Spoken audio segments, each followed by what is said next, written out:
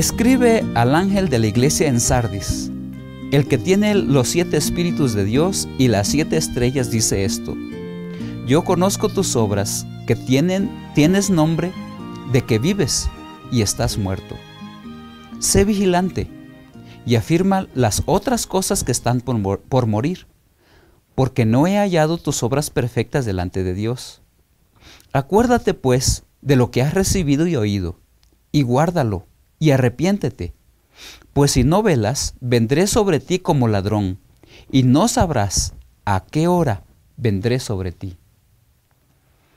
En estos últimos días se oirá la voz de Dios con un mensaje de advertencia que demanda a su pueblo a separarse de la iniquidad. Según Apocalipsis 3:1 dice: yo conozco tus obras, que tienes nombre que vives y estás muerto.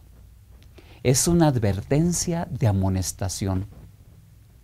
La manera en que Jesús se presenta ante esta iglesia pone en perspectiva su autoridad y supremacía divina.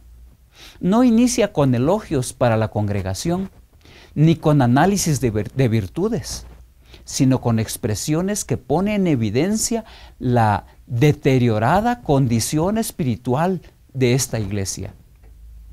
Sardis estaba viviendo en apariencia espiritual la terrible expresión de tener nombre de que vives, pero estás muerto. Nos recuerda que puede engañar a la gente, pero no a Dios.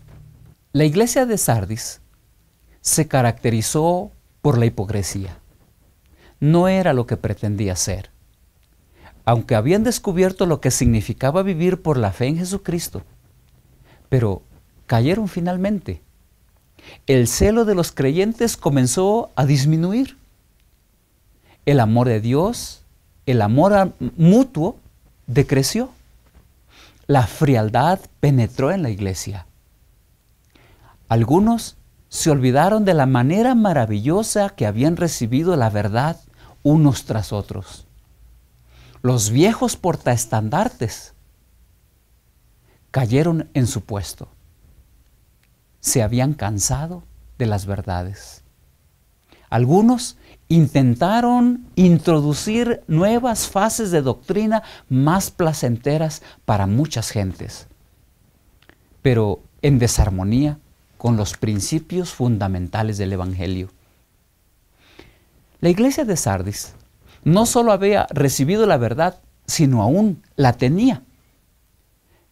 No se había perdido del todo. Algunos cristianos no habían apostatado.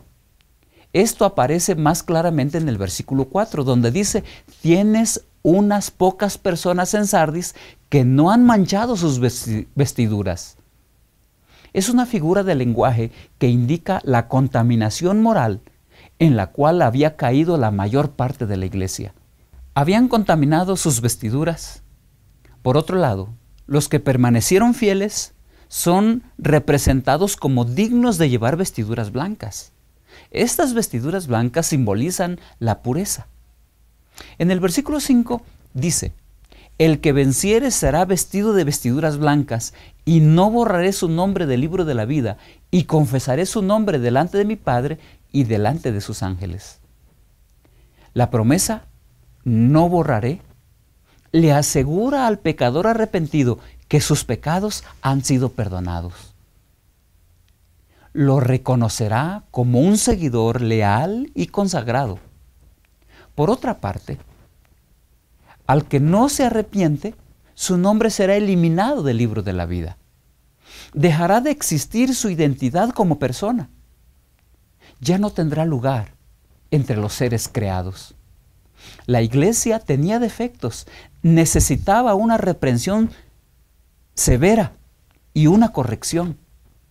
Juan, inspirado a escribir un mensaje de amonestación, reprensión y ruego a los que perdieron de vista los principios fundamentales del Evangelio y ponían en peligro la esperanza de su salvación. Dios está constantemente en comunicación con su pueblo, no los abandona. Conoce su real condición, Observa su orden, su piedad y su devoción.